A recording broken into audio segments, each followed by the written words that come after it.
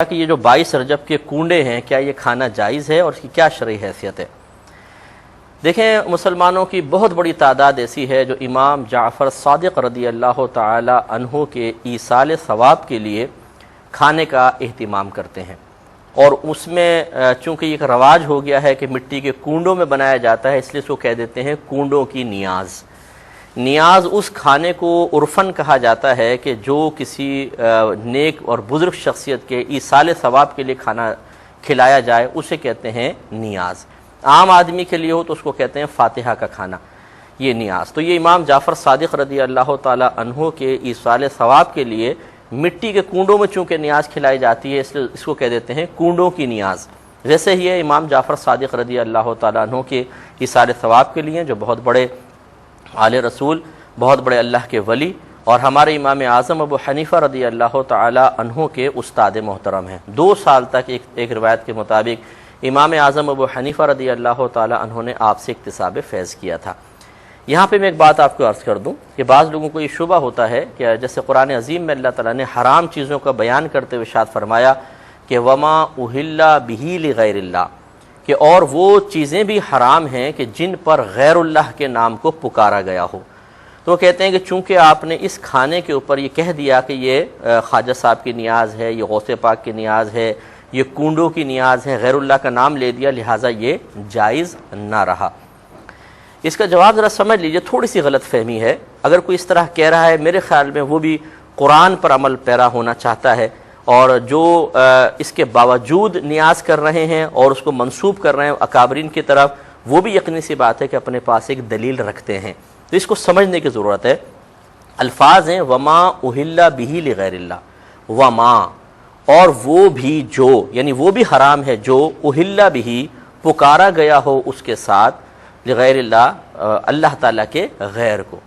تو یہ جو اب ما ہے، اس سے مراد کیا ہے؟ پہلے اس آیت کا شان نزول اور تناظر دیکھ لیں کہ کس تناظر میں یہ آیت شریف نازل ہوئی تھی۔ مسئلہ یہ تھا کہ کفار بتوں کے نام پر جانوروں کو ذبح کرتے تھے، اور وہ اس طرح کے لٹا کے کہتے تھے یہ لات کے نام پر، پھر کاٹتے تھے، عزا کے نام پر کاٹ دیا، منات کے نام پر کاٹ دیا، یعنی وہ بوقت ذبح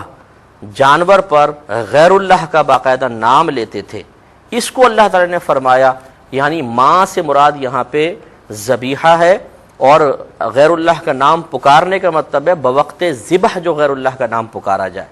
تو اب یہ کثیر آپ تفاسیر اٹھا لیجئے، یہ میری کوئی اپنی ذاتی رائے نہیں ہے۔ جس تفسیر کو آپ سمجھتے ہیں کہ مستند تفسیر ہے الحمدللہ، اس میں آپ یہی شرح دیکھیں گے، یہی تفسیر دیکھیں گے کہ یہاں ماں سے مراد ذبیحہ ہے، اور غیر اللہ کا نام پکارنے کا مطلب یہ ہے کہ اللہ کے نام کو چھوڑ کر اس کو بوقت ذبح اس پر غیر اللہ کا نام پکارا جائے تو ایسا جانور مردار ہوتا ہے، اور اللہ تعالیٰ نے اس کو کھانے کو منع فرمایا۔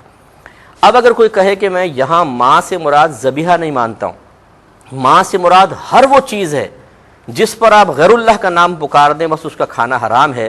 تو یہ تفسیر صحیح نہیں ہوگی۔ وجہ اس کی یہ ہے کہ میرے پیارے بھائی، یہ بتائیے کہ کون سی ایسی چیز ہے کہ جو انسان کی ہو اور ہم اسے انسان کی طرف منسوب نہ کریں، اللہ کی طرف کر دیں۔ مثال کے طور پہ دیکھیں، قربانی کا جانور لے کر آتے ہیں،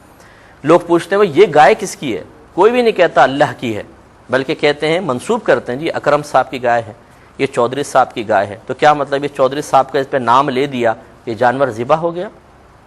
یار یہ ولیمے کا کھانا کس کا ہو رہا ہے بھائی؟ یہ شاہد صاحب کا ولیمہ ہے، اس ولیمے کے کھانے پہ بھی غیر اللہ کا نام لے دیا، اس کا مطلب ولیمے کا کھانا حرام ہو جانا چاہیے۔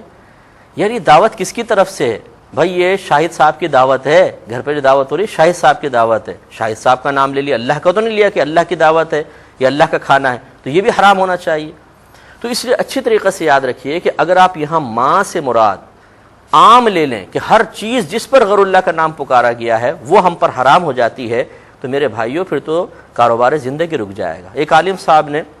اگرچہ مزاحاً لکھا، لیکن انہوں نے لکھا کہ اگر کسی کے زوجہ کے بارے میں پوچھیں یہ کون ہے، تو یقینی سی بات ہے معاذ اللہ ثم معاذ اللہ، یہ تو نہیں کہیں گے کہ اللہ کی بیوی ہے، یہی کہا جائے گا کہ جی یہ فلاں مثلا شاہد صاحب کی بیوی ہے۔ اب اس عورت کے اوپر غیر اللہ کا نام پکار لیا تو پھر یہ بھی حرام ہو جانی چاہیے۔ مطلب یہ ہے کہ ماں سے مراد اگر آپ عام لے لیتے ہیں عمومی معنی، تو پھر تو ہر وہ چیز جس پر بھی غیر اللہ کا نام پکارا گیا وہ حرام ہونی چاہیے۔ اس لیے بہتر یہ ہے کہ جو مفسرین کرام نے کفار کے طریقہ کار کی مذمت میں نازل کردہ آیت کی روشنی میں، اس پس منظر کی روشنی میں تفسیر کی ہے، اسی کو قبول کیا جائے کہ ہر وہ چیز کہ جس پر ہر وہ مطلب ذبیحہ جس پہ بوقت ذبح غیر اللہ کا نام پکارا گیا ہو وہ حرام ہے۔ ہاں یہ بھی آپ کہہ سکتے ہیں کہ اگر کوئی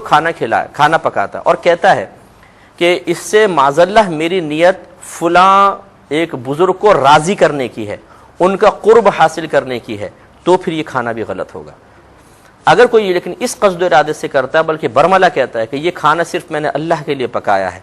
اللہ ہی سے ثواب کا متمنی ہوں،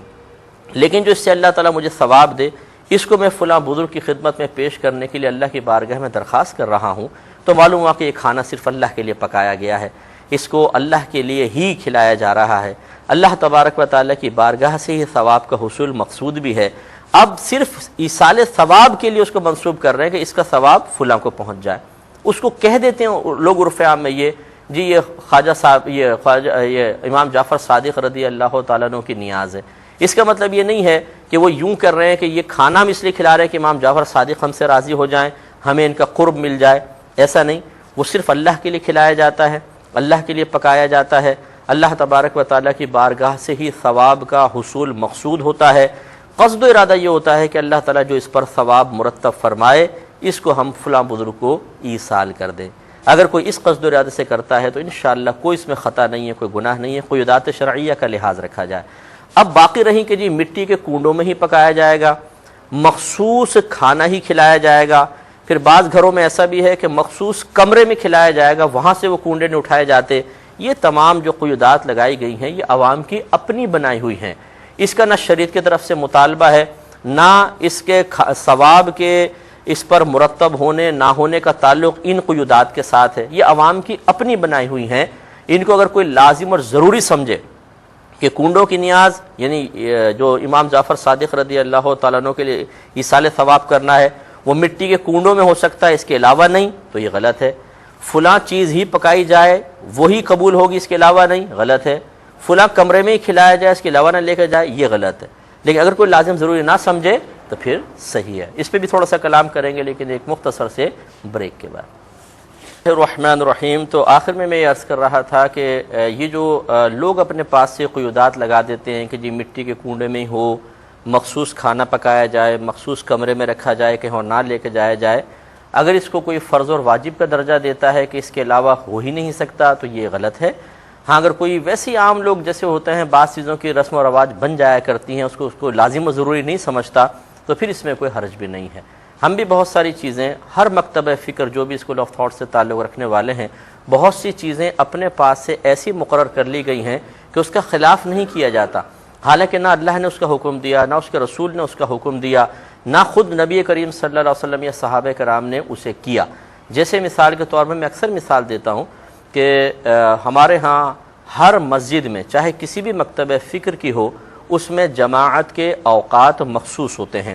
حالانکہ ہمارے نبی کریم صلی اللہ علیہ وسلم نے کبھی کوئی وقت مخصوص کر کے جماعت نہیں کروائی ہے۔ صحابہ کرام جمع ہو جاتے تھے، جماعت ہو جایا کرتی تھی۔ یہ تو بعد کی ایجادات ہیں کیونکہ لوگ پھر ادھر ادھر ہو جاتے تھے۔ اگر ہم اس کسی ایک وقت کو مقرر کر کے جماعت نہ کریں تو پھر یقیناً قلت جماعت ہوگی، لوگوں کو پتہ نہیں چلے گا کس وقت جماعت ہو رہی ہے۔ تو اس لیے ہم نے اپنی طرف سے ایک لوگوں کو جماعت میں بڑی تعداد میں جمع کرنے کے لیے، ایک صحیح مصلحت دینیہ کے لیے اپنے پاس سے ہم نے جماعتوں کے اوقات مقرر کر لیے، حالانکہ نہ اللہ کے نبی نے کیا، نہ صحابہ نے کیا، نہ اللہ کے نبی نے حکم دیا، نہ صحابہ نے حکم دیا۔ معلوم یہ ہوا کہ ہر مکتبہ فکر سے تعلق رکھنے والا کم از کم اس بات کا قائل ضرور ہے کہ کسی صحیح مصلحت دینیہ کی وجہ سے چاہے نبی کا حکم ہو یا نہ ہو ہم ایک نئے دینی کام کو کر سکتے ہیں، کیونکہ اس میں دین کی ترقی، دین کی بقا پوشیدہ ہے۔ اسی طریقے سے بہت سارے ایسی چیزیں لوگ دیکھیں گناہوں کے اندر پیسہ خرچ کر رہے ہیں، غلط کاموں میں کر رہے ہیں، اگر کوئی اچھی نیت کے ساتھ اللہ تبارک و تعالیٰ کی رضا کے لیے، اللہ کا قرب حاصل کرنے کے لیے، اللہ کی بارگاہ سے ہی فقط ثواب کے حصول کی غرض سے کھانا کھلاتا ہے اور نیت یہ کرتا ہے کہ اس کا ثواب فلاں بزرگ کو پہنچ جائے، تو میرے خیال میں اس میں غریبوں کا فائدہ بھی ہے۔